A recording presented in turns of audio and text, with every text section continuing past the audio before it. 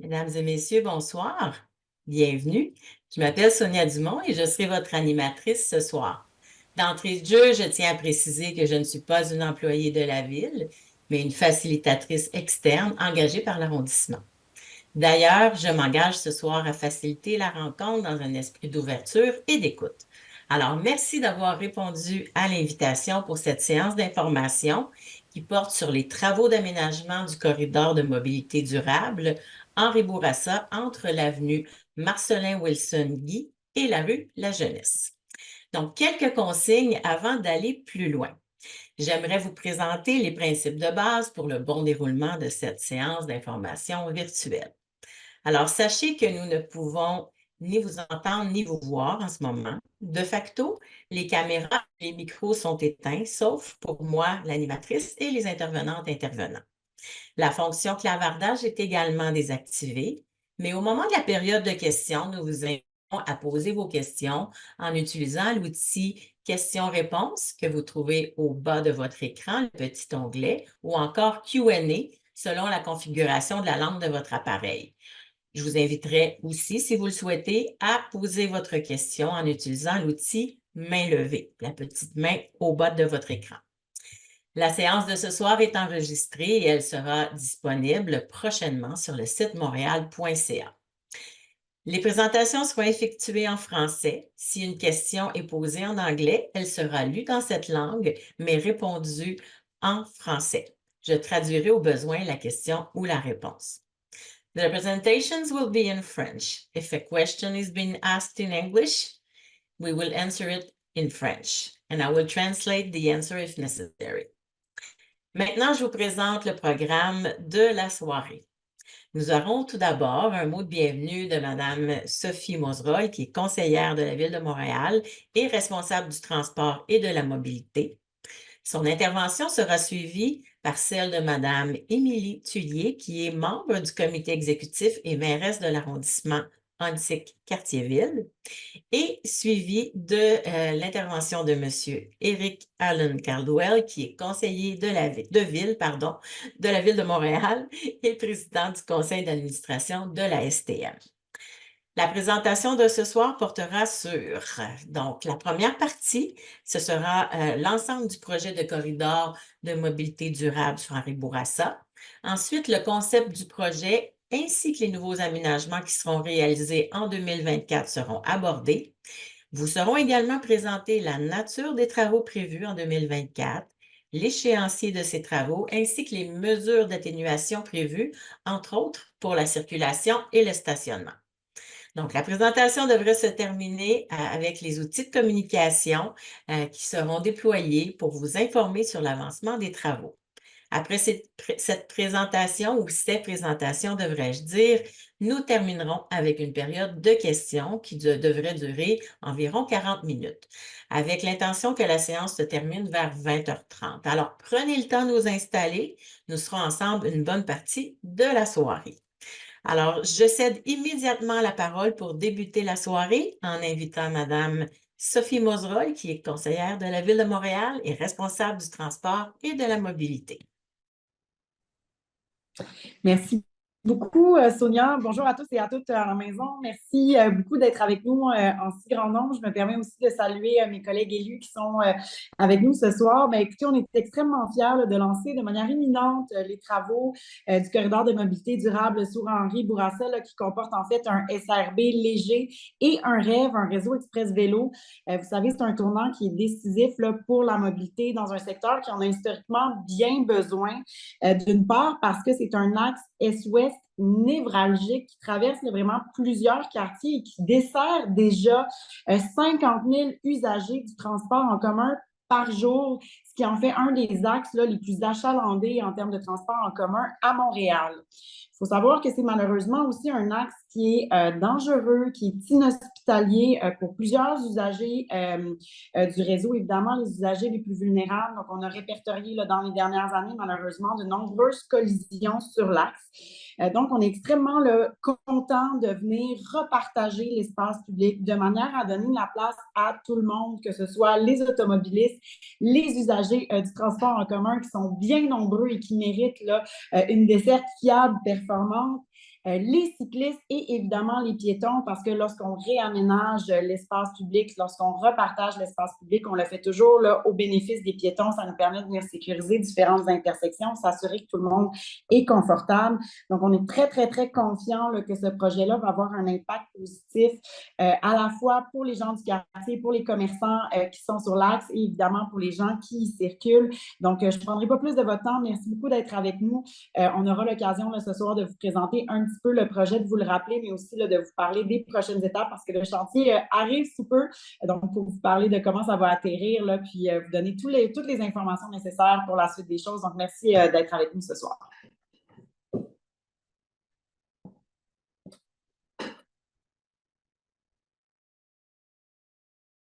Pardon, c'était mon micro qui était éteint.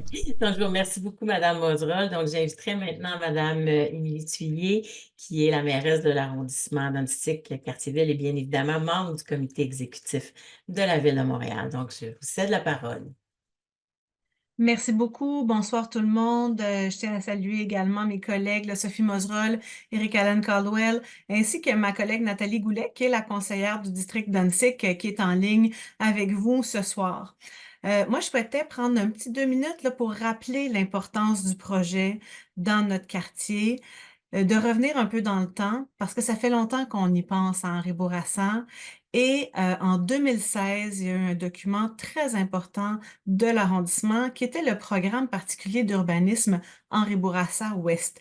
Évidemment, on parlait d'urbanisme et de développement des terrains de part et d'autre d'Henri Bourassa, mais on avait déjà vu à l'époque que le réaménagement du boulevard Henri Bourassa était essentiel vraiment à avoir un bon redéveloppement du secteur et c'était un des éléments vraiment importants dans le PPU, donc le plan particulier d'urbanisme. Il y avait toute une section sur le réaménagement à échelle humaine du boulevard Henri Bourassa. Puis à l'époque, là, on était entre la rue L'Acadie et Saint-Laurent. Et donc aujourd'hui, on est vraiment enthousiaste parce que ce projet qu'on présente aujourd'hui, le corridor de mobilité durable, ben, en fait, il répond aux aspirations qui avaient été énoncées par la communauté déjà en 2016. Par la suite, en 2019, il y a eu tout plein de consultations publiques et on a fait un plan local de déplacement dans l'arrondissement qui avait comme pierre d'assise la mobilité durable. Donc, vous voyez qu'on a au fur et à mesure eu ces discussions entre nous et pour dire que la mobilité durable dans l'arrondissement était très importante. Et le corridor, en fait, de mobilité, ben, c'est ça. C'est de la mobilité durable. Donc, oui, il y a encore de la place pour les voitures, mais il faut vraiment faire plus de place au transport actif et au transport collectif. Parfois, on reçoit encore des questions sur le projet, le concept. Donc, vous allez voir aujourd'hui des aménagements plus spécifiques, mais pour vraiment avoir la présentation sur les bases du concept, pourquoi ce projet, pourquoi à tel endroit et tout ça, je vous invite vraiment à aller sur le site Réalisons Montréal. Il y a une séance qui a eu lieu le 7 décembre qui a vraiment présenté tout cela. Vous avez même la présentation juste PowerPoint ou la présentation le commentée comme ce soir avec toute l'information donnée oralement. Il y a un question-réponse aussi. Donc, si vous ne trouvez pas peut-être aujourd'hui la réponse à votre question, elle est probablement dans ce document. Donc, on vous invite vraiment à continuer d'aller voir Réalisons Montréal. Vous le verrez à la fin là, de la soirée, mais aussi à la fin du projet et des travaux. En fait, on va avoir un boulevard Henri Bourassa tout neuf avec un espace repartagé. Donc, bien sûr, il va falloir changer nos habitudes, il va falloir se donner du temps pour intégrer les changements. Mais nous, on est vraiment convaincus que ça va se faire pour le mieux, au bénéfice du plus grand nombre de personnes. C'est vraiment ça qui est important, d'avoir beaucoup de gens qui circulent sur Henri Bourassa, mais de façon fluide, coordonnée, avec différents moyens de transport. Puis on le rappelle, à terme, sur 3 arrondissements, 18 kilomètres. Donc, vraiment un grand projet qu'on commence avec vous ce soir. Merci beaucoup.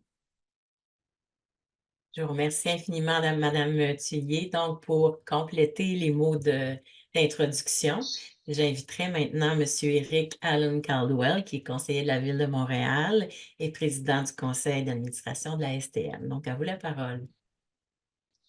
Merci beaucoup, Sonia. Bonjour tout le monde. Content d'être avec vous aujourd'hui.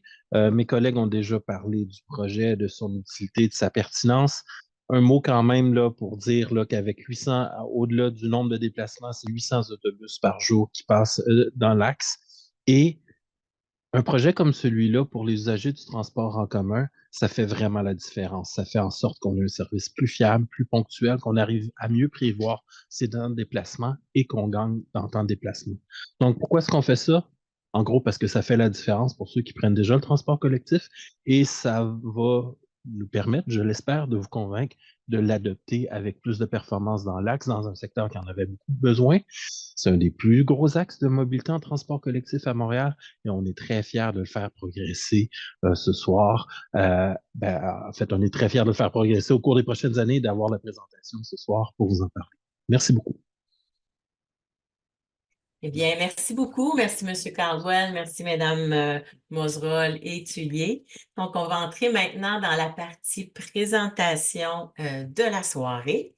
Donc, j'invite immédiatement Mme Manon Wolfwart, qui est conseillère en aménagement au service de l'urbanisme et de la mobilité de la Ville de Montréal, à vous présenter le projet. Donc, à vous, Mme Wolfwart. Merci. Bonsoir à tous. Pour entrer directement dans le vif du sujet, dans une première partie, je vais vraiment vous présenter la vision du corridor de mobilité durable Henri Bourassa. Et ensuite, dans une seconde partie, pour ma part, je vais vous présenter plus spécifiquement le concept qui nous concerne donc ce soir, la phase 2024, qui sera entre la rue Marcellin Wilson et la rue La Jeunesse. La vision du corridor de mobilité durable Henri Bourassa s'inscrit dans une vision globale et dans des plans d'action que la ville de Montréal s'est dotée, notamment par la réduction des émissions de gaz à effet de serre, le développement du transport collectif et actif, qu'on retrouve notamment dans Montréal 2030 dans le plan climat. On s'inscrit également dans la vision du plan d'action Vision Zéro et dans le plan stratégique organisationnel 2030 que la STM s'est dotée, amélioration de la livraison du service de transport en commun et miser sur le développement d'axes structurants pour offrir plus de bus. Donc la carte que vous voyez ici à l'écran, c'est vraiment pour représenter le corridor de mobilité durable Henri Bourassa dans son ensemble, donc de l'autoroute 40 jusqu'au boulevard Albert-Hudon. On traverse, comme c'était dit par les élus, 3 arrondissements, Saint-Laurent, Annecy-Cartierville et Montréal-Nord. On voit les différentes phases qui sont en ce moment en développement. La phase qui nous concerne plus aujourd'hui pour le démarrage des travaux, donc c'est la phase qu'on voit actuellement en rouge à l'écran entre le boulevard Marcellin Wilson et la rue La Jeunesse. Donc, les objectifs qu'on vient rejoindre au profit des mobilités durables, dans un premier temps, l'objectif, c'est le réseau Express Vélo, qui vient vraiment ajouter un axe de cyclable et vraiment venir mailler le réseau cyclable dans le secteur pour ajouter vraiment un réseau structurant qui vient répondre aux besoins 4 saisons, donc toute l'année, avec un déneigement hivernal, un entretien estival. Ça permet également de franchir les multiples barrières physiques. Barrières physiques, on entend la traversée de la voie ferrée, notamment au Bois de Boulogne, les différentes traversées des autoroutes également. Ça permet de vraiment venir créer un réseau continu pour les cyclistes dans toute sécurité et rendre le vélo accessible à tous. Permet également de connecter les différents grands pôles d'activité et de déplacement. On vient rejoindre par ce projet aussi les objectifs de la STM par la mise en place d'un service rapide par bus. Qu'est-ce qu'on entend par un service rapide par bus? C'est vraiment un service de bus rapide, ponctuel, une ligne de bus qui va être continue entre les 3 arrondissements, qui va permettre de relier les modes lourds également qu'on va croiser sur le boulevard, notamment la future gare du REM, le métro, le train également, le SRB P9 également. C'est un réseau qu'on voudra confortable pour les usagers du transport en commun, une signature visuelle qui va vraiment pouvoir permettre de faire valoir aux usagers qui sont vraiment sur un réseau structurant différent finalement du réseau de bus classique, et on va vraiment venir optimiser tous les déplacements afin de pouvoir prévoir ces déplacements. L'autre objectif qu'on vient rejoindre, c'est l'équité du territoire que la Ville de Montréal essaye de assurer les déplacements sécuritaires et agréables pour tous, pour rejoindre l'ensemble des quartiers de la Ville de Montréal en offrant des modes de déplacement plus durables, accessibles à tous, en contrepartie à l'auto-solo. Donc, ce qu'on retrouve actuellement sur le boulevard Henri Bourassa, c'est une fréquence au niveau de l'achalandage bus à plus de 3000 passagers par jour. Donc, c'est une des lignes, un des axes les plus fréquentés au niveau des bus pour l'île de Montréal. On retrouve plus de 800 bus par jour et une fréquence entre 2 et 9 minutes. Ce qu'on souhaite implanter dans ce projet-là, c'est vraiment une amélioration du réseau de bus en réponse aux besoins de la clientèle. Également, créer une ligne continue vraiment sur l'ensemble du boulevard qui vient rejoindre, comme on le voit ici sur la carte, les différentes stations de transport en commun structurants qui permettront aux différents résidents des différents quartiers de rejoindre d'autres quartiers, donc comme par le REM, la ligne EXO aussi au niveau des trains et la station de métro Henri Bourassa. Nous, ce soir, ce qui nous concerne aussi, c'est qu'on vient rejoindre vraiment la ligne EXO à la gare Bois de Boulogne, à la station aussi du métro Henri Bourassa, qui sont tous les deux dans le projet de ce soir pour 2024. Ce qu'on voit maintenant à l'écran, c'est vraiment une photo de la situation existante du boulevard Henri Bourassa et ce qu'on souhaite venir implanter, donc une simulation projetée. Donc le boulevard Henri Bourassa, on souhaite créer un boulevard accessible, plus sécuritaire, plus agréable pour tous, en apaisant la circulation et pour rendre les déplacements à pied plus agréables, en ajoutant du verdissement sur le terre-plein central, en sécurisant les déplacements actifs, notamment pour le vélo, en assurant un service de transport collectif performant, en apaisant le boulevard Henri Bourassa et préserver la quiétude dans les rues locales et maintenir la vitalité commerciale accessible à tous et avec un moyen de transport adapté à tous également. Donc, pour nous accompagner dans la mise en place de cette vision du projet, on est allé recueillir les besoins et les enjeux des différents riverains et commerçants autour de l'axe à travers, entre 2023 et 2024, plusieurs activités. Donc, on a fait plusieurs rencontres individuelles avec des garderies, des résidences pour aînés, des écoles. Des rencontres de groupe également ont été faites. Une visite terrain auprès des commerçants afin de s'assurer de bien prendre en compte les besoins de livraison, les besoins de stationnement qu'ils rencontraient. Un sondage plus large a été fait aussi avec une carte interactive sur Réalisons Montréal et une séance d'information aussi à la fin de l'année 2023. On est en train de mettre en place la même chose pour le projet suivant, 2025-2026.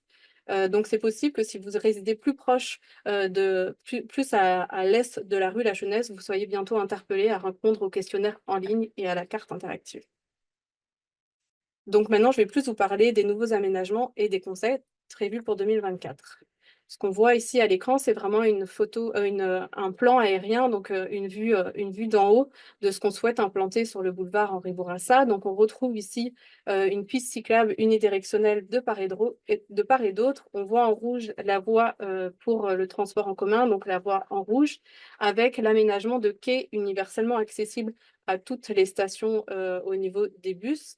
On voit également des aménagements des refuges piétons, des plantations d'arbres au centre au centre sur le terre-plein central, 2 voies de circulation par direction avec des baies de virage pour assurer la sécurité des déplacements. Je vais parler maintenant plus précisément de certains points de concept plus en détail afin de vous présenter un peu plus l'avancement du projet et ce qui va être construit dans la rue. Donc, je vais commencer par, à chaque intersection munie de feux de circulation, quand il n'y avait pas de refuge piéton au centre de la chaussée, des refuges piétons vont être construits afin vraiment d'accompagner tous les piétons finalement à traverser ce boulevard Henri Bourassa en toute sécurité. Au niveau du terre-plein central, le terre-plein central va être fermé au niveau des intersections sans feu de circulation pour assurer la sécurité des déplacements des piétons et des cyclistes. Néanmoins, afin de vraiment conserver l'accessibilité aux quartiers, aux résidentiels et minimiser la circulation de transit, le virage en U à certaines intersections à feu de circulation va être autorisé et va être sécurisé au niveau du système de feu de circulation pour vraiment maintenir une accessibilité sur les rues résidentielles autour. Au niveau plus spécifiquement des aménagements pour les cyclistes, donc la piste cyclable unidirectionnelle qui va être large pour permettre vraiment le dépassement, mais aussi de l'accompagnement. Quand on parle d'accompagnement, on pense notamment aux familles qui vont pouvoir vraiment s'accompagner dans le déplacement avec une piste cyclable plus large. Le marquage distinctif du réseau Express Vélo, comme on le voit à travers la ville de Montréal, va être également marqué. Des îlots de protection en béton vont être vont être construits aux abords des différentes intersections pour assurer la sécurité des différents utilisateurs de la voie. Mais il y aura aussi des îlots de béton qui vont être construits proches des accès véhiculaires. On pense notamment aux entrées de garage sur les terrains privés, par exemple.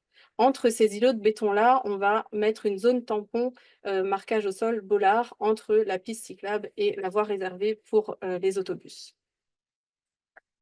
Autre point de détail, sous le viaduc Bois de Boulogne, afin de préserver la sécurité des cyclistes, la piste cyclable unidirectionnelle va être continue et un entretien 4 saisons va être aussi assuré. La sécurité va être d'autant plus importante sous le viaduc Bois de Boulogne avec la chaussée qui rétrécit sous le viaduc. Donc, un maille de béton continu va être construit afin vraiment de préserver la sécurité des cyclistes et les 2 voies de circulation vont, par direction vont être maintenues sous le viaduc.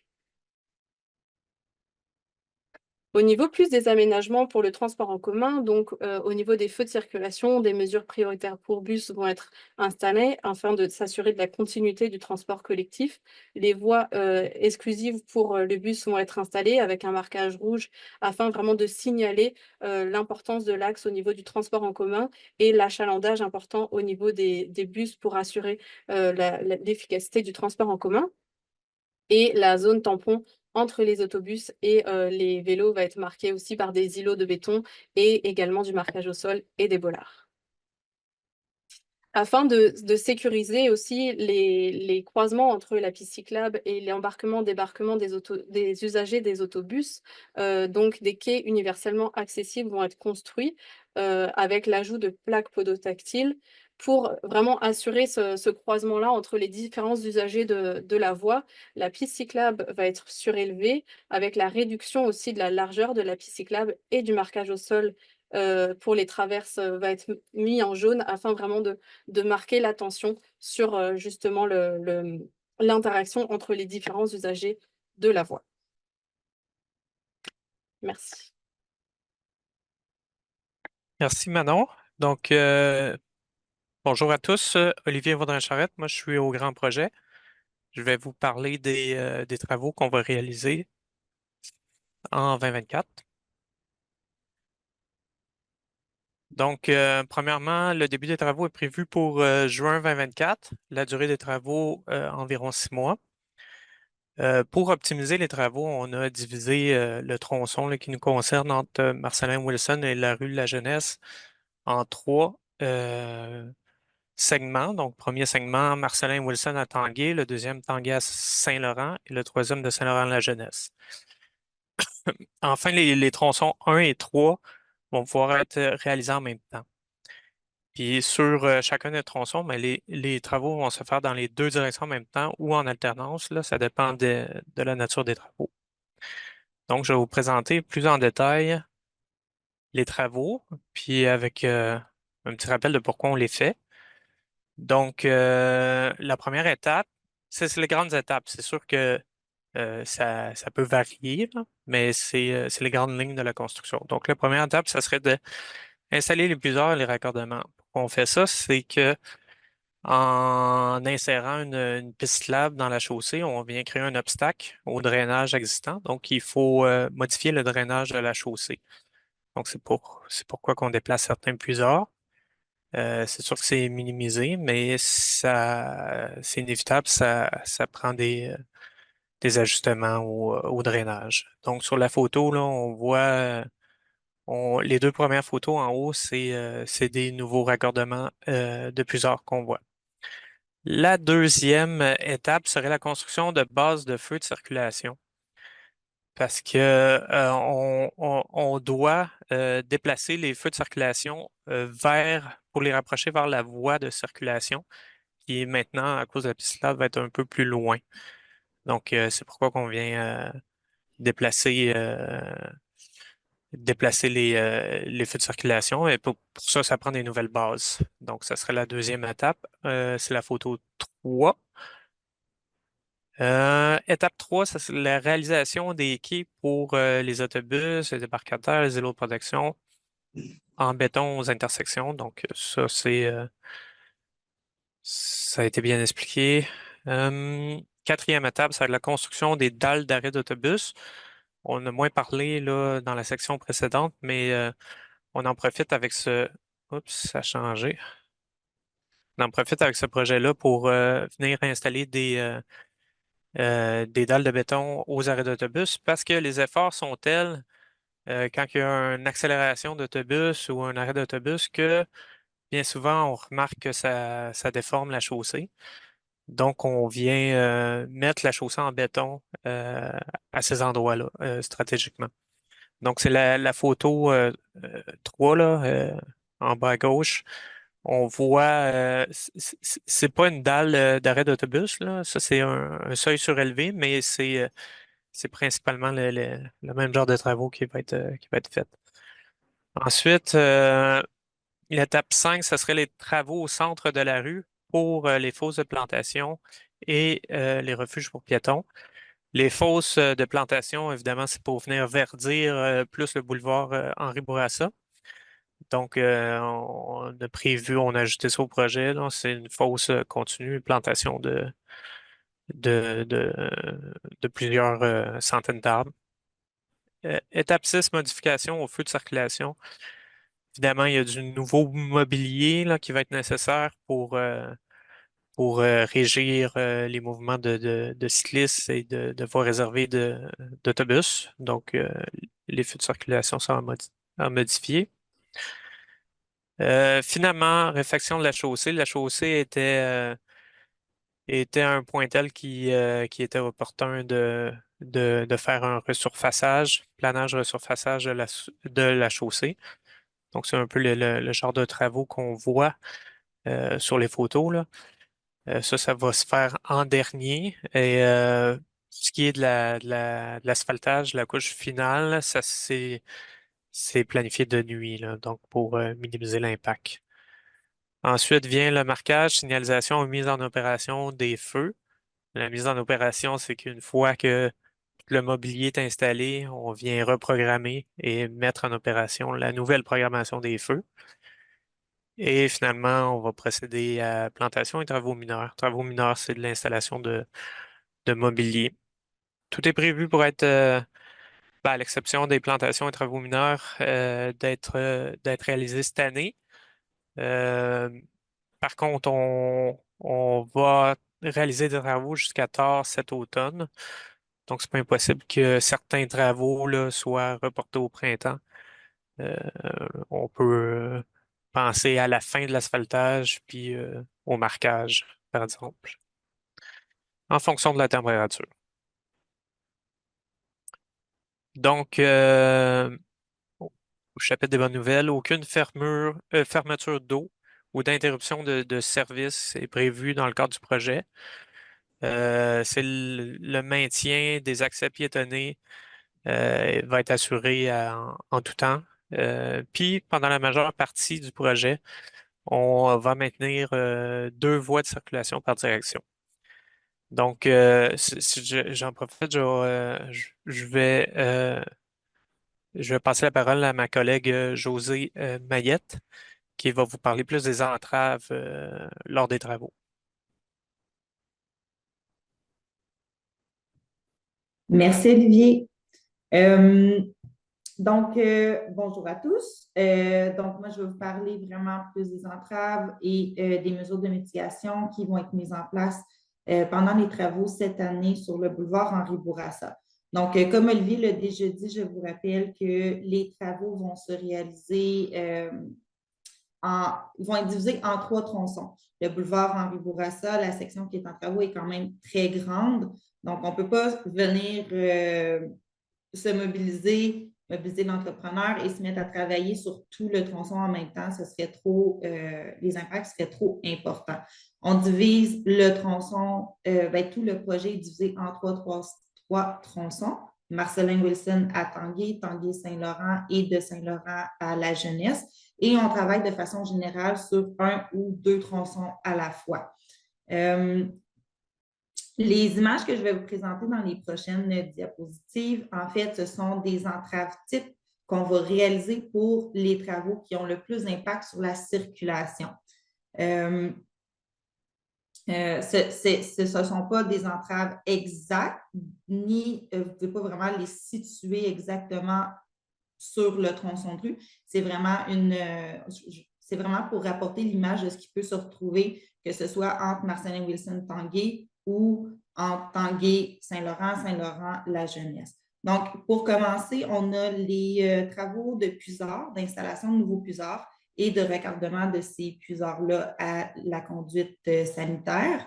Donc, la plupart des nouveaux puisards du projet peuvent se faire en entrave partielle. Cependant, certains des puisards, le raccordement est trop loin dans la chaussée du boulevard Henri Bourassa. À ce moment-là, on va devoir venir faire une fermeture complète d'une direction du boulevard Henri Bourassa et maintenir une circulation à contresens dans la direction opposée aux travaux en maintenant toujours 2 voies de circulation par direction. Le boulevard Henri Bourassa est assez large pour faire ça. Ensuite, lorsqu'on vient travailler sur la construction, l'installation des bases de feu de circulation, la construction des quais d'autobus, l'ajout de débarcadères pour personnes à mobilité réduite et la construction des îlots de protection aux intersections. Là, à ce moment-là, on va pouvoir travailler dans les 2 directions du boulevard Henri Bourassa à la fois. On vient fermer les 2 voies de droite du boulevard Henri Bourassa pour réaliser ces travaux-là. On va aussi avoir pour la construction, entre autres, des îlots de protection aux intersections. On va aussi devoir réduire la largeur praticable des rues transversales pour assurer la sécurité des travailleurs. Toutefois, on ne va pas fermer les rues transversales durant ces travaux-là. Ensuite, quand vient le temps de faire la construction des dalles d'arrêt d'autobus, donc les dalles sur lesquelles les autobus vont arrêter et descendre et faire monter les usagers du transport en commun, on a une entrave qui est un petit peu plus grande, étant donné que cette dalle-là se trouve dans la 3e voie de circulation dans la 2e voie, de circulation en partant du trottoir. À ce moment-là, on doit fermer 3 voies de circulation pour faire les travaux en toute sécurité. Donc, on va implanter une circulation à contresens, oui, mais en maintenant une voie de circulation dans la direction du boulevard Henri Bourassa qui est en travaux. C'est ce que vous voyez présentement à l'écran. À ce moment-là, il va falloir venir ajuster les virages à gauche parce qu'on ne veut pas que certains mouvements croisent et risquent et causent des conflits ou des accidents. Lorsqu'on va venir ajouter les fosses de plantation, ainsi que construire les refuges pour piétons aux intersections du boulevard Henri Bourassa avec les rues transversales. On va venir fermer la voie de gauche du boulevard Henri Bourassa dans chacune des directions du boulevard. Lorsqu'on va venir le temps de faire la réfection de chaussée vers la fin du projet, le planage de la chaussée, donc au moment d'enlever une certaine couche d'asphalte, une certaine épaisseur d'asphalte, le planage va pouvoir se faire en entrave partielle. On va être capable de maintenir 2 voies de circulation par direction sur le boulevard Henri Bourassa. Cependant, lorsque va venir le temps de faire l'asphaltage de la rue, qui va être de nuit, comme Olivier l'a déjà mentionné, il va falloir faire une fermeture complète du boulevard Henri Bourassa, une direction à la fois, et on va maintenir, un peu comme avec certaines activités de puisards, on va maintenir une circulation à contresens dans la direction opposée aux travaux. Lors de l'asphaltage de la rue, toutes les rues transversales dans le tronçon qui va être en travaux vont être fermées à la circulation. On va ajouter des détours évidemment pour toutes ces rues-là. Les fermetures des rues transversales, ça inclut également les grandes artères comme Saint-Laurent, Berry et La Jeunesse. Ces rues-là aussi vont devoir être fermées lors des travaux. Évidemment, les activités d'asphaltage ont été planifiées de façon à maintenir les détours pour les grandes artères transversales les plus courts possibles et en évitant aussi le plus possible de passer par les rues résidentielles. Les travaux d'asphaltage sont prévus par plus grands tronçons aussi, justement pour maintenir la circulation sur les rues, les grandes artères transversales, ce qui fait que pour compléter l'asphaltage d'un certain tronçon, on parle d'une durée d'à peu près 4, 5, 6 nuits, dépendamment de la longueur du tronçon. Ensuite, au niveau du stationnement, évidemment, la nature des travaux qu'on vient réaliser, ceux-ci étant essentiellement dans la première voie de circulation, il y a une bonne partie du stationnement pendant les travaux qui va devoir être retirée. Dépendamment des étapes des travaux, on vient obliger l'entrepreneur à maintenir le plus de stationnement possible entre ces différentes zones de travaux qui sont étalées un peu partout sur le tronçon.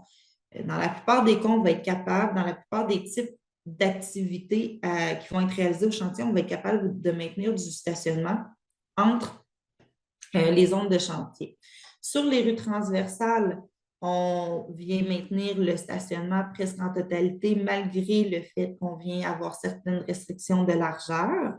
Et évidemment, le stationnement va être complètement interdit lorsqu'on va venir faire les travaux de planage du côté du stationnement et les travaux d'asphaltage qui vont être de nuit.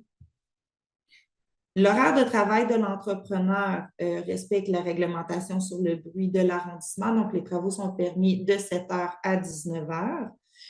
Étant donné que les travaux se font sur un échéancier qui est quand même assez court pour la quantité de travaux à réaliser, on a toujours la possibilité que l'entrepreneur décide de travailler la fin de semaine pour accélérer la cadence et réussir à livrer le projet avant la fin de l'année.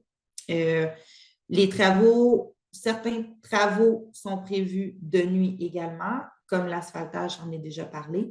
Les travaux de marquage aussi sont prévus de nuit. Tout ça, je sais que c'est peut-être dérangeant, mais c'est vraiment dans le but de limiter les impacts sur la circulation automobile. On a aussi, il ne faut pas oublier aussi que toute l'installation de la signalisation temporaire pour les entraves dont l'entrepreneur a besoin pour réaliser ses travaux se fait aussi de nuit. Ensuite, mesures d'atténuation qui seront mises en place durant le projet. Pour ce qui est de toute la circulation de transit, on a planifié la présence policière à des intersections clés pour améliorer la fluidité pendant les travaux. C'est sûr qu'on diminue le nombre de voies du boulevard Henri Bourassa, donc on s'attend à avoir un peu plus de congestion. La présence de cadets ou de policiers à plusieurs intersections permet d'améliorer la fluidité malgré les entraves en place. On a aussi demandé à la police d'assurer une certaine vigilance sur la vitesse des usagers du boulevard Henri Bourassa parce qu'on sait que c'est un boulevard qui est très large et que les gens ont tendance à rouler quand même assez rapidement. On a des travailleurs sur le chantier, on tient à la sécurité de tous, donc on a demandé à avoir la présence du SPVM pour assurer une vitesse un peu plus faible et améliorer la sécurité. Afin aussi d'aider les gens à se diriger et à se rediriger, on prévoit l'implantation de panneaux à messages variables, de panneaux de communication et de panneaux d'information sur le chantier. Et pour revenir à la vitesse des usagers, des afficheurs de vitesse devraient être installés sur le chantier afin que les usagers soient conscients de la vitesse pratiquée, la vitesse qu'ils pratiquent sur le chantier. Pour la circulation locale, comme mesure d'atténuation, c'est certain qu'on prévoit la maintenir pour presque tous les types d'opérations. C'est sûr que quand vient le temps de faire l'asphaltage, c'est plus difficile, mais sinon, la plupart des types d'activités et d'opérations qui ont lieu au chantier, la circulation locale va être permise. On va avoir une signalisation d'accessibilité. Également, on va avoir la présence de signaleurs pour aider à la circulation locale. On maintient toutes les zones de livraison et tous les débarcadères. Si jamais un débarcadère se retrouve ou une zone de livraison se retrouve dans une zone de chantier, elle sera relocalisée au besoin. Et évidemment, on permet aux véhicules d'urgence d'accéder aux zones entravées en tout temps, y compris lorsqu'on fait les travaux d'asphaltage. Ensuite, pour tout ce qui est mobilité active, Comme Olivier en a déjà parlé, on maintient les corridors piétons en tout temps. Ceux-ci vont être sécuritaires. On a très peu de travaux qui se retrouvent sur les trottoirs. On en a tout de même. Mais de façon générale, les trottoirs vont être ouverts. Lorsqu'un trottoir doit être entravé pour cause de travaux, la circulation piétonne est déviée de façon sécuritaire sur la chaussée ou sur le trottoir opposé. On maintient les accès aux bâtiments riverains sur le chantier en tout temps, que ce soit des résidences, des institutions, des écoles ou des commerces, ou même des stations de métro, puisqu'il y a une station de métro qui se retrouve sur le chantier. Ensuite, pour les cyclistes, il y a des bandes cyclables le long du boulevard Henri Bourassa entre les rues Hogg et Marcelin-Wilson. Avec la nature des travaux qu'on vient réaliser, on ne peut pas maintenir les bandes cyclables pendant les travaux. On ne peut pas non plus mettre des bandes cyclables temporaires sur le boulevard Henri Bourassa pendant les travaux. Donc, les cyclistes vont devoir être détournés dans les rues aux alentours, les rues qui permettent la présence de cyclistes. Pour le transport en commun, évidemment, on va devoir retirer la voie réservée de la STM pendant les travaux. C'est dans leur voie réservée qu'on fait des travaux après tout.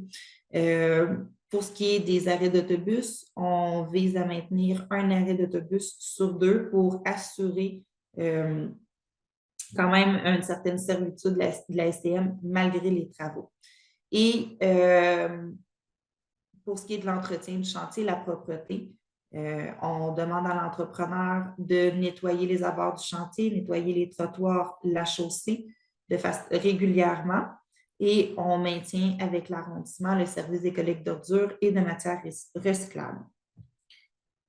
Comme Olivier l'a mentionné tout à l'heure, on est présentement en train de faire la présentation du projet. Juin 2024, l'entrepreneur devrait se mobiliser et commencer les travaux sur Henri Bourassa. On vise compléter la majorité des travaux cette année, mettre le SRB et le REV en service cette année. Donc, le REV serait accessible durant tout l'hiver puisqu'il fait partie du réseau blanc de la Ville de Montréal. Et en 2025, revenir pour la plantation des végétaux et des arbres et la finition des travaux. Je passe maintenant la parole à mon collègue Julien pour tout ce qui est communication sur le chantier.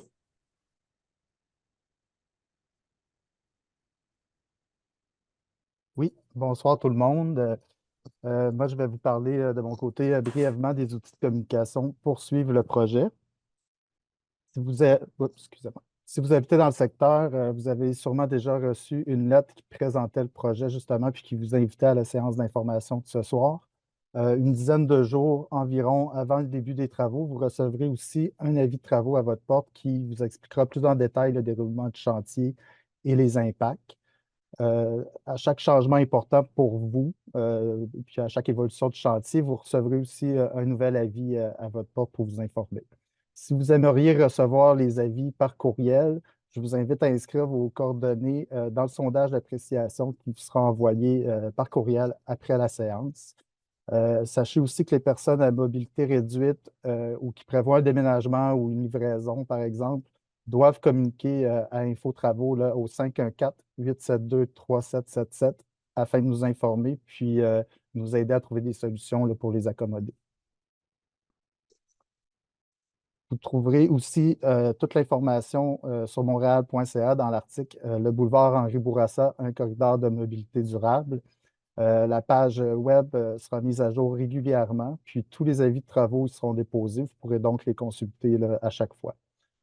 Aussi, vous pouvez trouver de l'information en temps réel sur le chantier, sur le nouveau service numérique Info, Entraves et Travaux, que vous pourrez trouver également sur montréal.ca.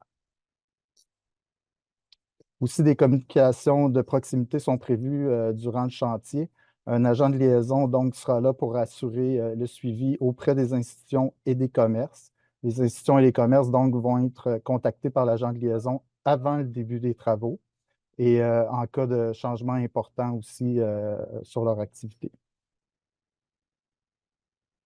Je vous rappelle que vous pouvez nous joindre toujours au 514-872-3777 du lundi au vendredi de 8h30 à 20h30. le samedi et dimanche, ainsi que les jours fériés de 9 h à 17 h. En dehors de ces heures, vous pouvez composer toujours le 3 à 1. Si vous préférez nous joindre par courriel, ben, vous pouvez nous écrire à l'adresse que vous voyez ici. Aussi, sachez que toutes ces informations-là, ces coordonnées-là vont toujours être inscrites au bas des avis de travaux et que vous pouvez les trouver aussi sur le site de la Ville de Montréal. Voilà, je vous remercie. Merci beaucoup, M. Fortin. Donc, M. Fortin qui est chargé de communication au service de l'expérience citoyenne et des communications. On avait également Mme Josée Mayette, qui est chargée de projet chez Ciment Plus, transport et gestion de la circulation, qui nous a présenté la circulation ainsi que les mesures d'atténuation pendant les travaux. Nous avons également eu M. Vaudrin-Charette, Olivier Vaudrin-Charette, qui s'est brièvement présenté, donc, qui est ingénieur, chargé de projet, responsable de la surveillance des travaux au service des infrastructures du réseau routier, qui nous a présenté les travaux en cours. Et on a débuté cette présentation avec Mme Manon Wolfat, qui est conseillère en aménagement au service de l'urbanisme de la mobilité, qui nous a présenté le projet.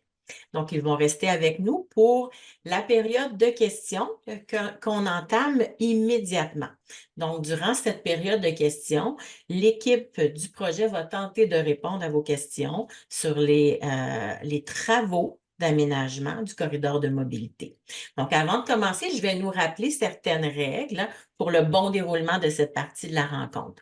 Alors, je vais nous inviter à participer aux échanges dans un esprit de tolérance et d'ouverture aux idées des autres et en respectant les opinions des autres, tout en demeurant respectueux. Je vous inviterai à limiter votre intervention à une question et à une sous-question sur le même sujet afin de donner la chance à tout le monde de pouvoir intervenir. Les questions dont le sujet a déjà été abordé seront considérées comme ayant été répondues. Donc, maintenant, la mécanique pour poser votre question. D'abord, vous nous en avez posé quelques-unes, plusieurs en fait, au moment de votre inscription. Ce soir, vous pourrez poser votre question de deux façons. D'abord, de vive voix, puis je vois qu'il y a déjà des gens qui ont compris la mécanique en utilisant le petit onglet au bas de votre écran avec la main levée ainsi. Donc, ça vous donne un rang pour poser votre question. Et moi, j'alternerai entre les questions posées à l'avance, celles que vous pourrez également écrire. Hein, si vous préférez écrire ce soir, vous avez aussi un petit onglet qui s'appelle Q&R ou encore Q&A selon la langue de configuration de votre appareil. Et vous pouvez immédiatement, si vous le souhaitez, écrire votre question. Donc, comme je vous le disais, je vais alterner entre questions écrites posées à l'avance et main levée. Les intervenantes vont faire de leur mieux pour vous donner les réponses les plus complètes en 1 à 2 minutes. Par contre, il est possible que qu'il ou qu'elle ne soit pas en mesure de vous donner toute l'information ce soir. Alors, si c'était le cas, votre question sera bien évidemment reçue et on y répondra dans un document question-réponse qui sera partagé à tous les participants et les participantes, à la fois par courriel et sera aussi déposé sur le site montréal.ca. Donc, vous connaissez ceux qui étaient présents pour la présentation. Nous avons également avec nous pour la période de questions, puis je vais prendre le temps de les présenter pour que vous puissiez voir leur visage. On a M. René Molinier, qui est ingénieur, donc si on peut voir son visage, ingénieur à la division aménagement des rues au service de l'urbanisme et de la mobilité. Donc, M. Molinier, Bonsoir voilà, à tous. on le voit. Bonsoir. Donc, et si on pouvait aussi présenter Mme Marcia Aguiar, qui est conseillère en mesure préférentielle pour bus à la STM. Donc, bonsoir à vous également. On a également avec nous M. Louis-Henri Bourque, qui est le directeur à la planification et mise en œuvre du territoire au service de l'urbanisme et de la mobilité. M. Bourque est avec nous. On pourrait peut-être voir son visage. Je vous inviterai à le présenter. Pour que je passe ensuite à Madame, M. Bourque. Bon, on va le voir apparaître plus tard. On a Madame Floriane Vessière. Floriane Vessière, qui est chef de la division planification des réseaux et programmation et des aménagements au service de l'urbanisme. Madame Vessière, bonsoir. Bonsoir. On a également Mme Ève Leduc, qui est chef de la division aménagement des rues au service de l'urbanisme et de la mobilité. Mme Leduc est avec Bonsoir nous. à tous. On a également, et ça va être la dernière intervenante que je vais vous présenter. Ensuite, on pourra voir le visage au moment où ils répondront aux questions. On a Mme Julie Jo, qui est chef de la division de mobilité et déplacement à l'arrondissement d'Annecy-Cartierville. Bonsoir à vous également. Alors, je vais immédiatement débuter avec la période de questions, puis juste histoire de se mettre en bouche le mécanisme. Je vais commencer avec une question qui a été posée par Mme Sylvie Grégoire Trudel, qui a été posée au moment de son inscription. Donc, Mme Trudel se demande quel est l'échéancier du projet en fonction du calendrier scolaire. Et quelles sont les stratégies pour réduire le nombre de véhicules? Je ne sais pas où en particulier le véhicule, mais peut-être que M. Olivier voudrait charger, peut-être Mme Mayette aussi. Vous avez des éléments de Oui, réponse? je vais répondre au niveau de l'échéancier. Comme mentionné là, durant la présentation, là, on commence avec des travaux préparatoires. Ben, on commence en juin, là, mais les deux premières semaines de juin, c'est des travaux préparatoires. La grosse mobilisation est prévue pour le 17 juin. Puis on va essayer de concentrer un maximum de travaux durant l'été. C'est sûr qu'on travaille aussi durant les vacances de la construction. Mais par contre, le volume des travaux là, fait en sorte c'est sûr qu'on n'aura pas fini à la reprise là, de l'école en septembre. Donc, donc c'est ça, là, au niveau de la planification des travaux, ça va jusqu'à la fin novembre et même au printemps là, pour la finalisation là, des travaux. On a un agent de liaison là, qui est attitré au projet qui pourra vous rencontrer là, pour, euh, pour, pour présenter là, plus en détail l'échéancier du travaux là, exactement dans votre secteur, là. OK. Parfait. Puis peut-être pour réduire le nombre de véhicules, est-ce que ce serait Mme Mayette? Mhm. Donc, oui, pour les stratégies pour réduire le nombre de véhicules, il n'y a pas énormément d'axes disponibles aussi grands que Henri Bourassa dans ce secteur-là. C'est vraiment l'axe central. Donc, il n'y a pas réellement de stratégie possible pour réduire le nombre de véhicules sur le boulevard Henri Bourassa parce que sinon, il faut les envoyer dans les quartiers locaux, dans les rues locales, ce qu'on veut éviter à tout prix. Donc, on vise vraiment en fait, les itinéraires facultatifs par Gouin ou par la rue Sauvé, qui sont les plus grandes artères les plus proches.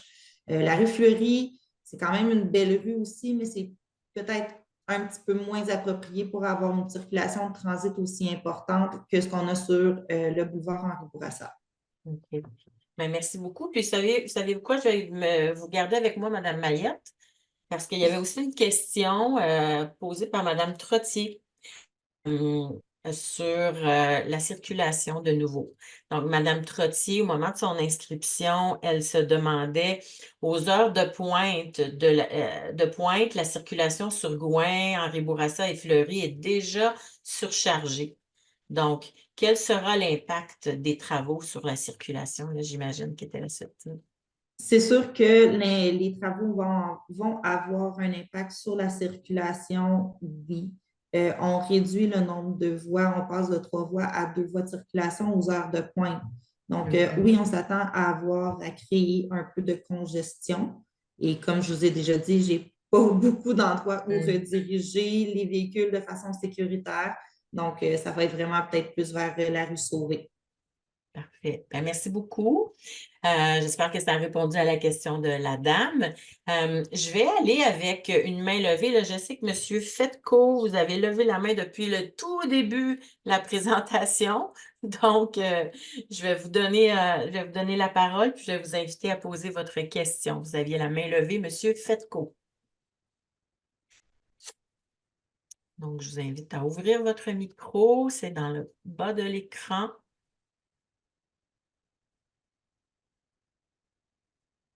Oui, bonsoir à tous. Bonsoir. Je vous remercie premièrement pour ce projet formidable. Je crois que c'est un projet vraiment qui va améliorer la vie de toutes toutes les gens qui habitent dans cette région-là. Et ma question est pas seulement à moi, toutes les personnes qui habitent dans le coin Place de l'Acadie, on est un petit peu inquiets parce que ce projet n'inclut pas la portion du boulevard Acadie entre boulevard Marcelin Wilson et le futur REM, parce qu'il va y avoir beaucoup de circulation entre le futur REM et boulevard Henri Bourassa. Et en plus, comme vous le savez, l'intersection Acadie et Henri Bourassa est très dangereuse. Bon, on a vu des accidents mortels pendant le Nouvel An.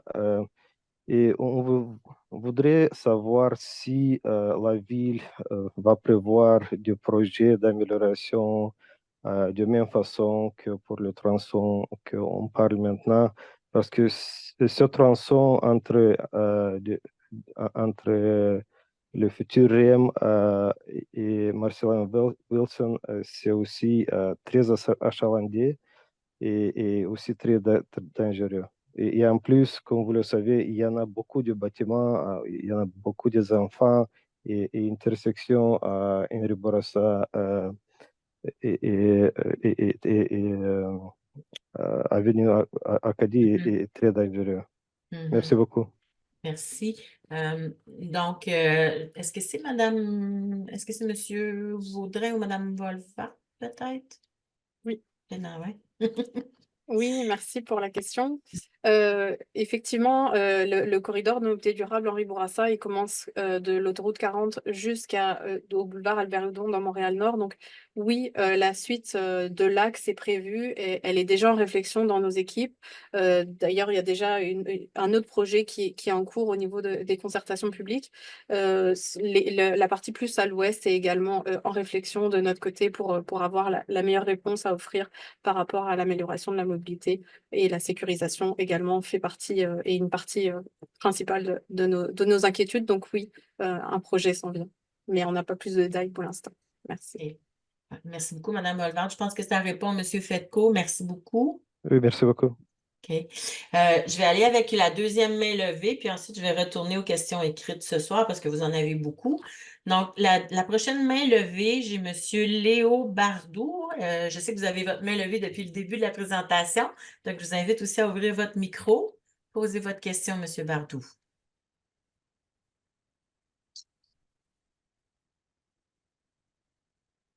On devrait vous entendre là. Bonsoir, vous m'entendez? Oui, très bien.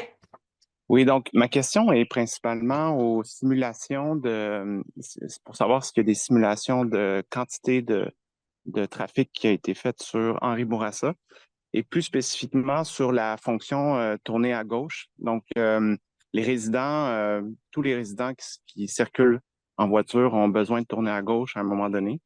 Et puis, si cette voie-là, souvent, ce qui se passe, c'est qu'il y a de la circulation dans l'autre sens. Donc, la voiture de gauche, elle est immobile, elle attend d'avoir le passage et ça retient évidemment la circulation en arrière. Donc, en ce moment même, presque quotidiennement, la circulation refoule à partir de la Jeunesse jusqu'à Saint-Laurent et puis même souvent plus à l'ouest encore. À l'est, c'est un peu différent, mais il y a déjà ce phénomène-là qui est présent actuellement. Donc, si on enlève toutes les voies voulues, avec le tournant à gauche qui va être plus difficile à mon sens, comment on peut avoir une situation plus fluide? Donc, est-ce qu'il y a eu des simulations de trafic? C'était votre question initiale.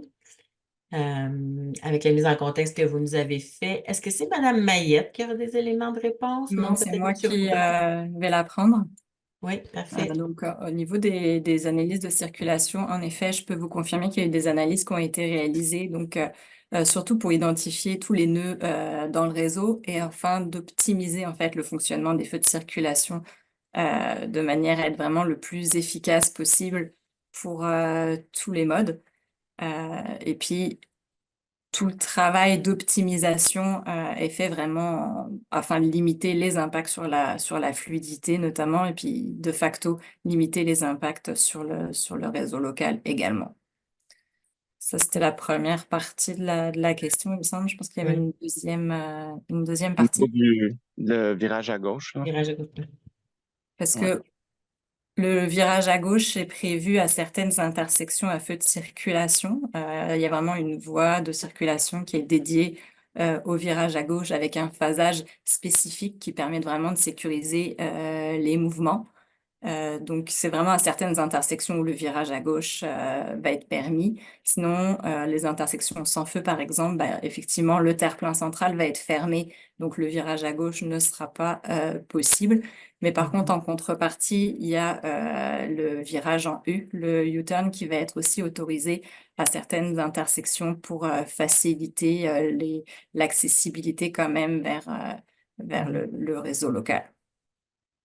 Mais alors, est-ce que ça va créer des rues qui ne sont plus accessibles ou il va falloir contourner pour accéder justement à l'autre bord de la rue?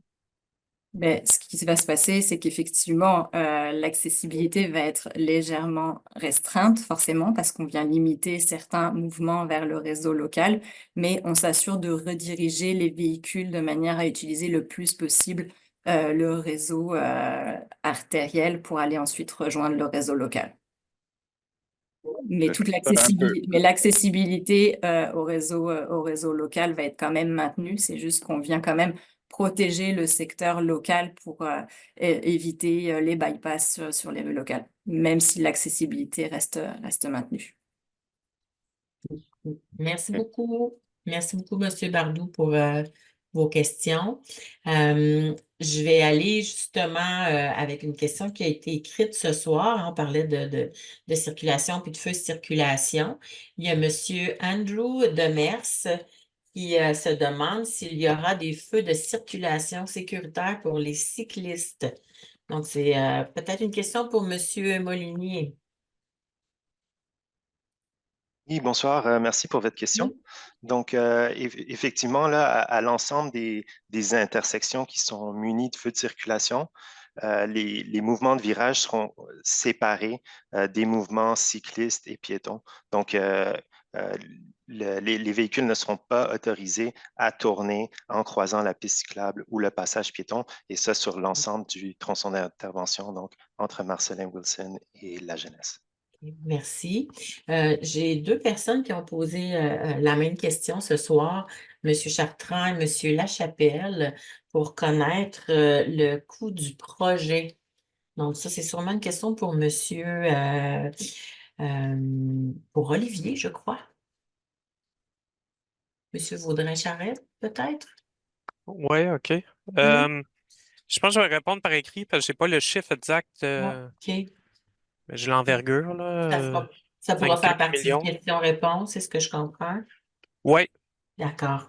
Parfait. Très bien. Donc, on a entendu la question. On reviendra avec la réponse dans le module. Puis, je vais aller avec une dernière question écrite ce soir par M. Dirk Koiman je ne sais pas si je prononce bien, je suis désolée.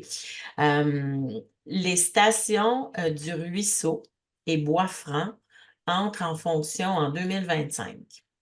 Quand une ligne d'autobus reliera-t-elle le métro Henri Bourassa avec ses stations? Attendez un peu. Oups, je relis là. Les stations du Ruisseau et Bois-Franc vont entrer en fonction en 2025. À quel moment une ligne d'autobus reliera le métro Henri Bourassa avec ses stations? Donc, est-ce qu'il y en aura et quand seront-elles en fonction? Donc, ça, c'est sûrement une question pour Mme Aguiar, qui est conseillère à la STM. Oui, merci pour la question. En fait, le secteur, il est visé par le projet de refonte du réseau bus de la STM. Donc, présentement, il y a des scénarios de desserte détaillés qui sont en cours d'élaboration. Ils vont faire des présentations, ils feront objet de présentations dès les prochains mois. Donc, mais comme expliqué un peu plus tôt, il va y avoir une ligne continue Est-Ouest qui va être arrimée avec la mise en service du REM de l'Ouest. donc oui, qui est projeté pour 2025. Donc, ça va être arrimé en même temps que l'ouverture du REM. Okay. Merci beaucoup. Donc, réponse claire. Une question écrite au moment de l'inscription, puis ensuite, je vais aller aux mains levées. C'est celle de M. Bachand et c'est en lien avec le stationnement. Je sais que Mme Mayette en avait parlé un peu, mais sa question, elle est très précise sur le nombre prévu de places de stationnement sur rue qui seront perdues au net totalement. Et est-ce qu'il y a des mesures de remplacement? Donc là, ça serait plutôt une question pour Mme Guichetot. Est-ce qu'on aurait Oui, des éléments de réponse pour M. Bachand, Mme Guichetot? oui. On a le Alors, nombre, oui. il y a environ 180 cases de stationnement qui seront retirées, mais on est en train d'étudier là, l'utilisation du stationnement dans le secteur pour être capable d'offrir des solutions alternatives. Puis en fait, ce qu'on a su récemment, c'est que le taux d'occupation est relativement faible de ces places de stationnement-là. La majorité des tronçons sont occupés à moins de 60 On fait ces analyses avec l'Agence de mobilité durable, qui sont des spécialistes du stationnement. Puis ça montre, les résultats préliminaires montrent que les rues transversales ont suffisamment de stationnement inoccupé pour accueillir tous les véhicules qui se stationnent présentement sur Henri Bourassa. Puis donc, le déplacement de la place de stationnement là, va être en moyenne à 3 minutes de marche, donc pas si loin que ça. Évidemment, ça, c'est une moyenne. Il y a quelques tronçons, par exemple le boulevard Saint-Laurent, où le taux d'occupation local est plus élevé. Donc, ça pourrait être plus difficile de trouver du stationnement à proximité de sa destination dans ces zones-là. Puis donc, l'idée est de rapatrier nos stationnements sur les rues transversales, puis faire des adaptations à notre réglementation de stationnement sur rue pour que tout le monde soit bien desservi, là, les résidents, les commerçants, les clients, les visiteurs. Puis les changements vont être implantés, là, les changements de signalisation vont être implantés cet automne. Et merci beaucoup. Merci de répondre à cette question de M. Bachand. Donc, je vais aller avec la main levée de Mme Linda Redouane. Donc, vous avez la main levée pour poser votre question. Je vous invite à prendre la parole. Bonjour à tout le monde. Donc, merci pour cette présentation. Donc, je suis la représentante de la Société d'assurance automobile du Québec, donc le centre de service Henri Bourassa. Donc, ma question, c'est par rapport, donc, vous prévoyez certainement par rapport à l'évaluation pratique, par rapport aux examens pratiques, donc par rapport, parce qu'on a beaucoup d'achalandage à ce niveau-là.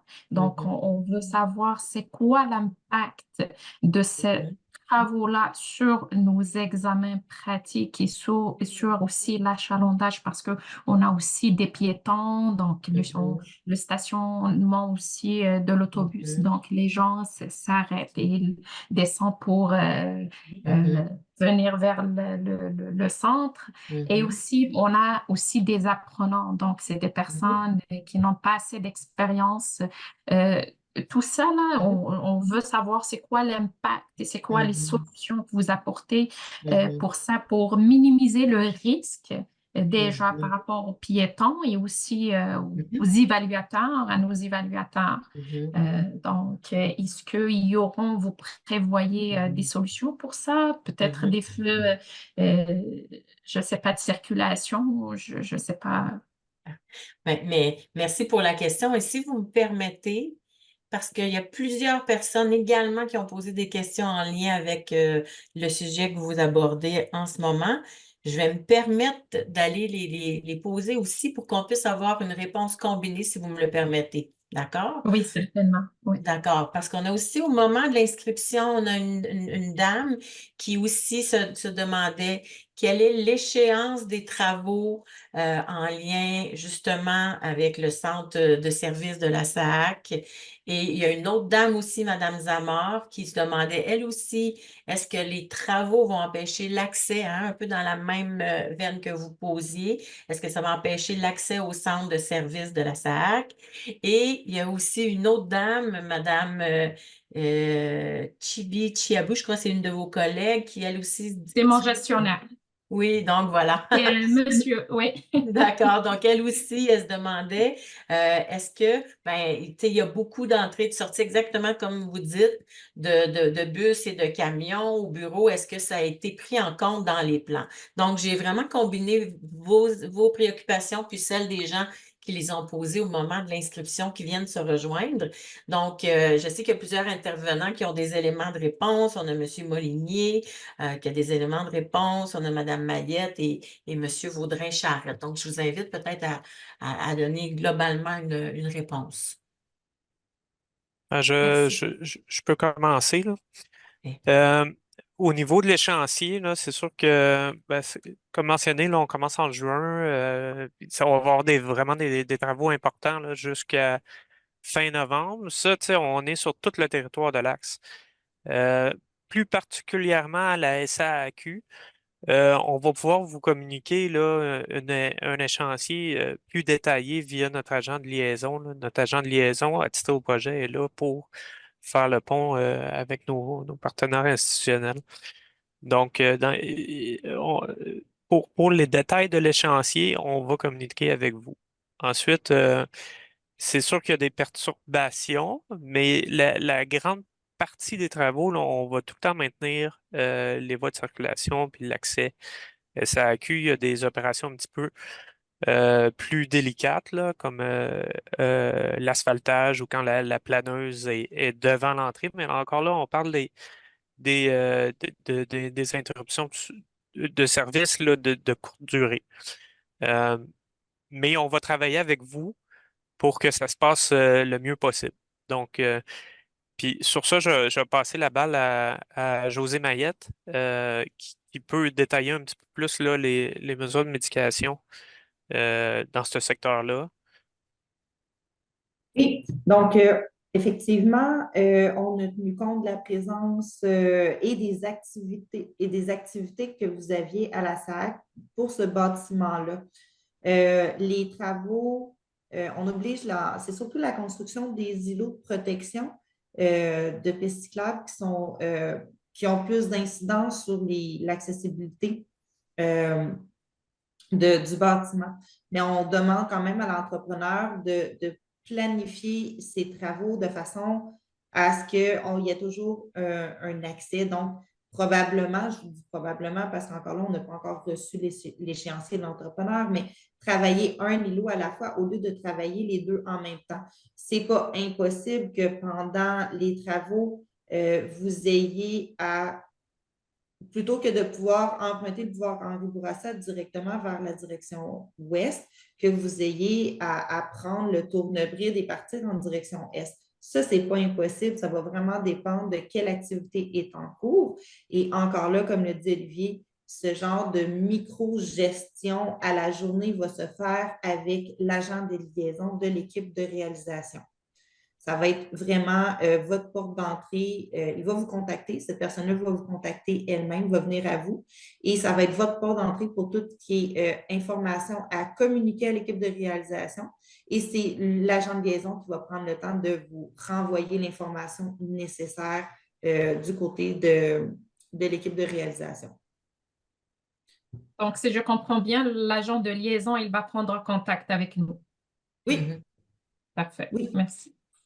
Donc, ce qu'on comprend, Mme Redouane, c'est que c'est votre lien privilégié. Puis également, tu sais, je vous inviterais, c'était dans la présentation aussi, là, il y a aussi, je crois, ses coordonnées, si je ne m'abuse, mais la personne va prendre contact avec vous. Parfait. Merci. Merci énormément pour la question. Je vais aller aussi avec la main levée de M. Jérôme Bernier. Donc, M. Bernier, je vous inviterai à poser votre question. Oui, bonjour. Je fais suite au monsieur qui demandait des questions chez du virage à gauche, étant moi-même résident. Donc, 2 points rapides à ce sujet-là. C'est déjà difficile, bon, sur Saint-Urbain, si les rues sont bloquées, je crois vraiment qu'ils doivent considérer est-ce qu'ils vont rajouter des feux de circulation à certaines rues en particulier pour permettre ce fameux virage à gauche protégé. Et deuxièmement, très rapidement, une remarque, je demeure tout près de Gouin, sur Somerville, avec la piste cyclable. Il serait utopique de penser qu'il n'y aura pas augmentation importante de circulation sur Gouin suite à ces travaux-là, non seulement durant les travaux, mais par la suite, considérant, là, par exemple, les embouteillages anticipés vers le pont Viau, vers Laval. Donc, j'aimerais savoir si on a eu des études là-dessus et comment ils pensent pouvoir mitiger ça. C'est déjà le Capharnaüm pratiquement tous les soirs, donc ça va être intéressant de voir lorsqu'on enlèvera 2 voies de circulation. Merci. Donc, deux questions sur les feux de circulation, sur l'augmentation de la circulation sur Gouin. Tout à l'heure, il y a eu certaines réponses. Est-ce que vous avez des éléments supplémentaires à ajouter? Je peux peut-être essayer de compléter ma réponse de tout à l'heure. Alors, ce qui est certain, c'est que suite à l'implantation du corridor de mobilité durable, il y a un suivi terrain qui va pouvoir être réalisé là, vraiment pour voir l'état de la situation. Puis c'est certain qu'avec le repartage de la rue qu'on est en train de faire, ça va venir rechercher un nouvel équilibre au niveau de la dynamique de circulation. Donc, c'est sûr qu'on n'a pas de boule de cristal pour voir un peu ce qui va se passer suite à ce repartage-là. Et c'est pour ça qu'on prévoit un monitoring pour vraiment regarder les impacts dans l'ensemble du secteur et pouvoir effectuer les ajustements qui s'imposent. Donc, des ajustements, ça peut être soit à la programmation des feux de circulation sur Henri Bourassa ou ailleurs sur le réseau à proximité du corridor ou en ajoutant d'autres mesures de mitigation finalement. Puis, ce que je peux peut-être aussi ajouter, c'est sûr que quand on vient réaménager la rue, l'objectif, comme le disait Madame Tullier en début de rencontre, là, l'objectif, c'est vraiment de redonner de l'espace au transport en commun, à la marche et au vélo.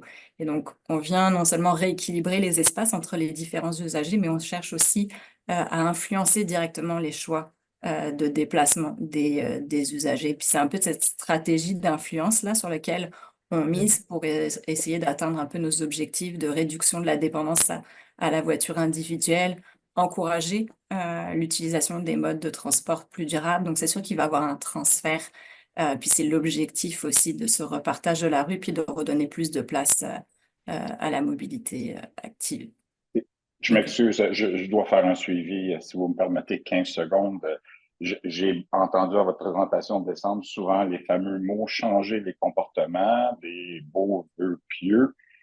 La rue Berry-la-Jeunesse, le dernier recomptage que vous avez rendu public, on parle sur les 2 pistes cyclables, autant nord que sud, une moyenne de 1000 cyclistes en période estivale par direction.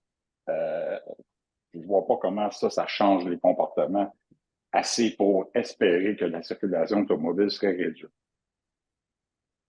Mais je ne sais pas, là, clairement, vous semblez avoir des projections différentes ou des espoirs plus grands que les nôtres, mais...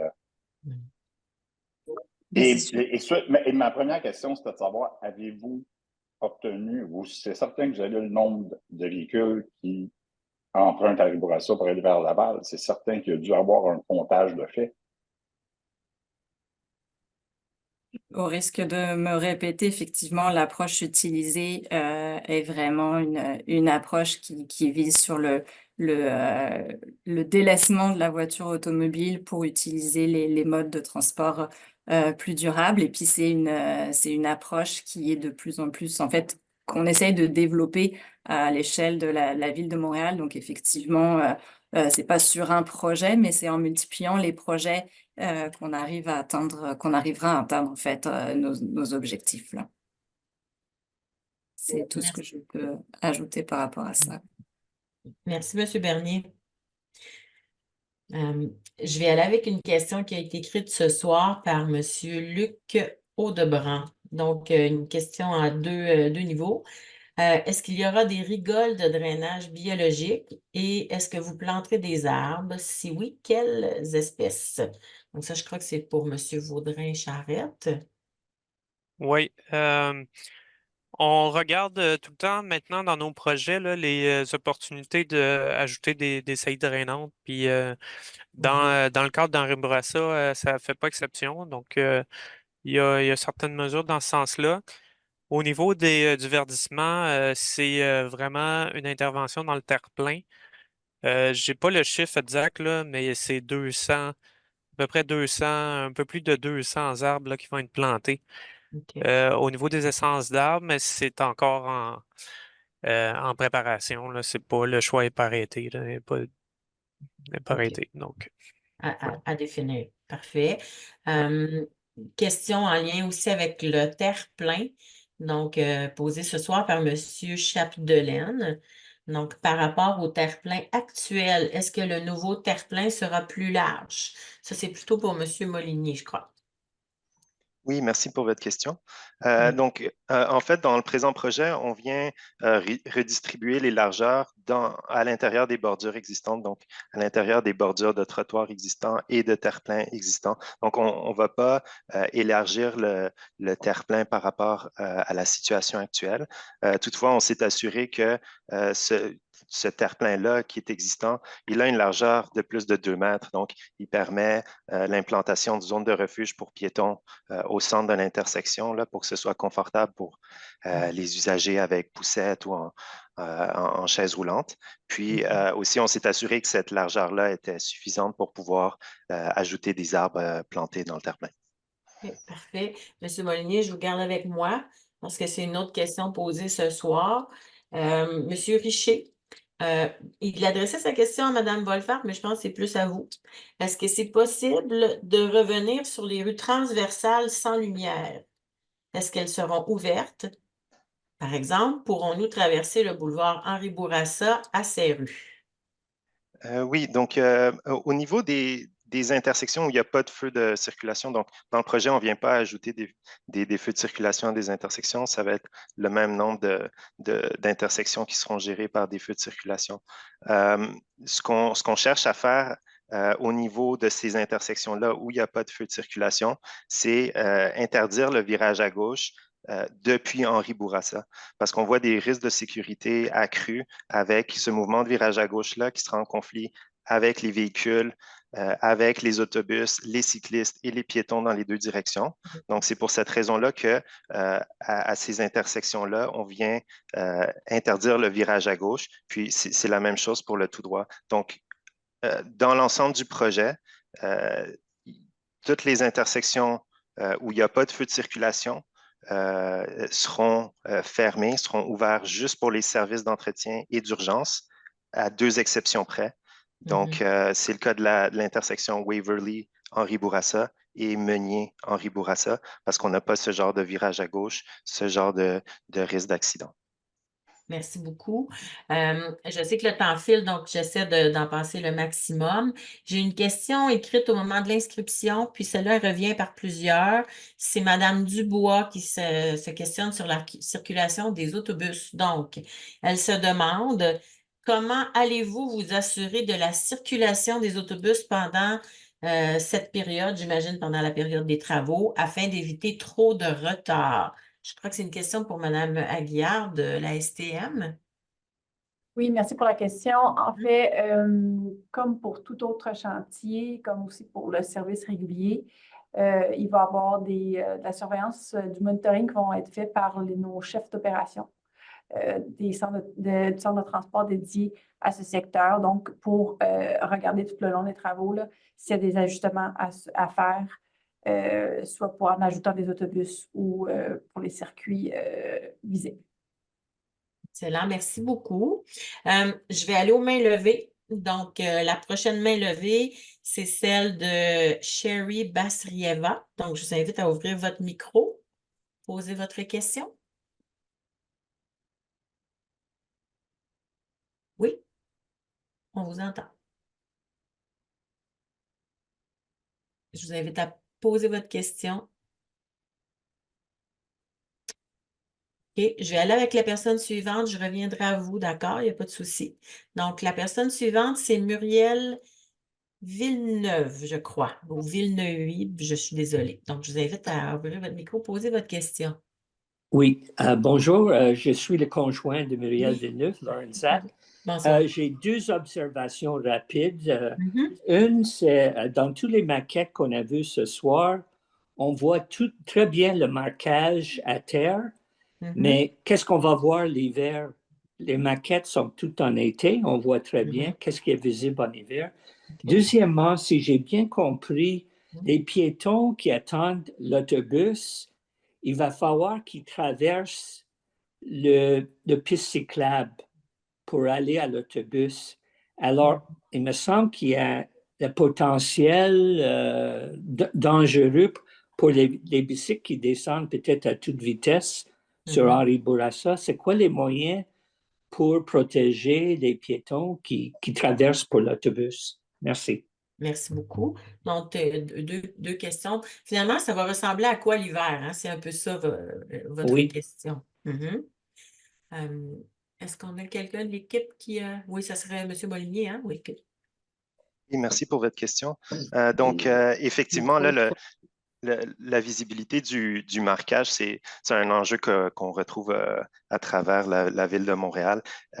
C'est pour ça qu'on va prendre les mesures au niveau de la signalisation écrite pour clarifier les attributions de voie, notamment pour la signalisation de la voie cyclable. Aussi, pour la voie réservée, on va retrouver un panneau aérien positionné au-dessus de la voie réservée pour autobus. Et on va clairement signaliser les voies de virage également pour améliorer la compréhension de la route, le temps que les opérations de déneigement puissent être complétées. Ensuite, par rapport au quai pour autobus, donc c'est vraiment un modèle qu'on a appliqué à d'autres endroits à la ville de Montréal, donc sur la rue Peel notamment, sur Saint-Denis aussi. Donc, l'idée, c'est vraiment de surélever la piste cyclable pour signifier aux cyclistes qu'ils rentrent dans une zone d'interaction avec les piétons. Il y aura du marquage également, mais surtout un rétrécissement là, de la voie cyclable qui sera effectué pour pas inviter là, les cyclistes à se dépasser, à circuler côte à côte là, au niveau des arrêts d'autobus, puis bien laisser la priorité aux piétons qui traversent pour effectivement rejoindre l'autobus. Merci pour ces observations que vous nous avez partagées. Est-ce que ça répond? J'espère que ça répond. Je retourne à Madame, je dis Madame, mais peut-être que ce n'est pas le cas, à Sherry Basrieva, qui avait la main levée. Donc, je vous donnerai la parole si vous arrivez à ouvrir votre micro.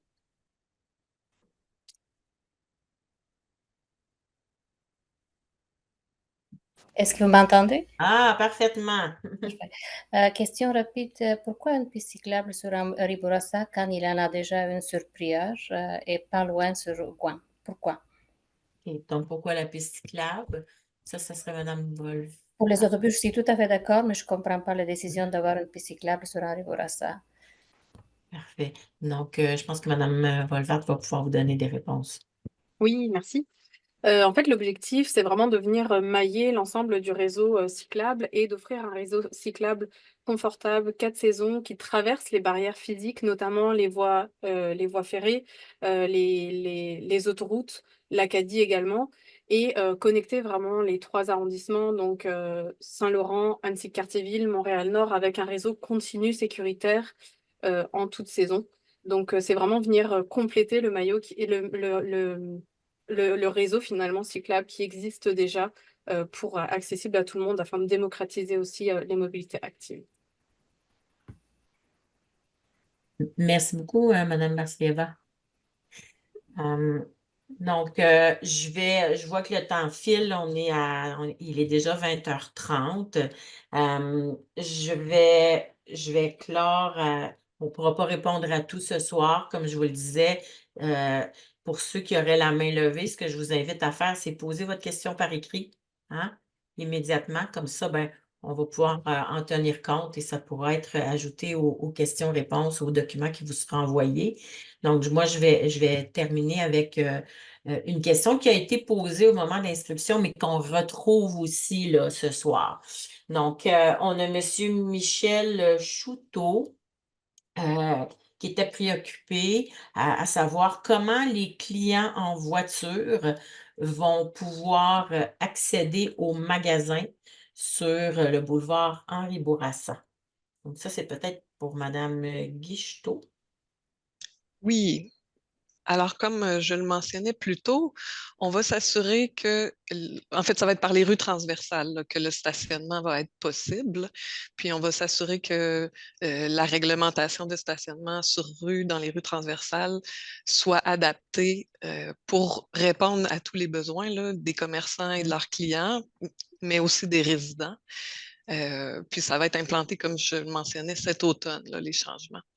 Je peux peut-être rajouter que là, on travaille avec l'Agence de mobilité durable, les spécialistes de stationnement, pour essayer de prédire au mieux les changements de comportement. Mais évidemment, ça ne sera pas parfait. Donc, une fois que ça va être implanté, on va monitorer ce qui se passe. On va être à l'écoute des citoyens pour réagir là, si jamais il y a des endroits problématiques. Fait que j'invite les gens qui notent des choses à améliorer là, à contacter le 311 à partir de cet automne, là, quand on aura fait les changements de signalisation. Bien, merci beaucoup. Ça, c'était une question qui revenait. Donc, c'est ainsi que on va terminer la séance d'information. Comme je vous l'indiquais, les questions qui n'auraient pas été répondues ce soir seront ajoutées à un document questions-réponses qui vous sera diffusé directement par courriel et déposé également sur le site montréal.ca. Donc, au nom de l'équipe du projet, moi, je tiens à remercier toutes les participantes et tous les participants pour votre présence et votre participation ce soir. Comme je vous l'indiquais, d'entrée de jeu, je vous rappelle que la présentation a été enregistrée puis qu'elle sera disponible sur le site de la ville. Pardon, je me suis étouffée. Dans les jours à venir. Donc, si vous souhaitez revoir certains éléments ou encore la partager, vous pourrez la consulter.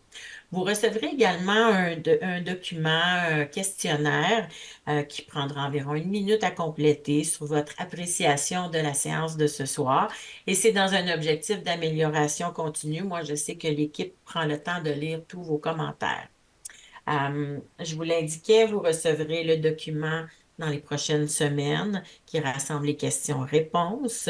Et Mme Guichetot, tout à l'heure, vous a rappelé le numéro de téléphone et l'adresse courriel pour adresser vos questions. C'est également disponible dans la présentation. Pour la personne qui est dédiée aux enjeux opérationnels du chantier, qui va être en lien avec les commerces et les institutions, c'est un agent de liaison et cet agent de liaison-là contactera directement là, les personnes concernées qui ont des enjeux. Alors, sur ce, moi, il ne me reste plus qu'à vous souhaiter une excellente fin de soirée et encore une fois, merci beaucoup pour votre présence et pour vos questions pertinentes.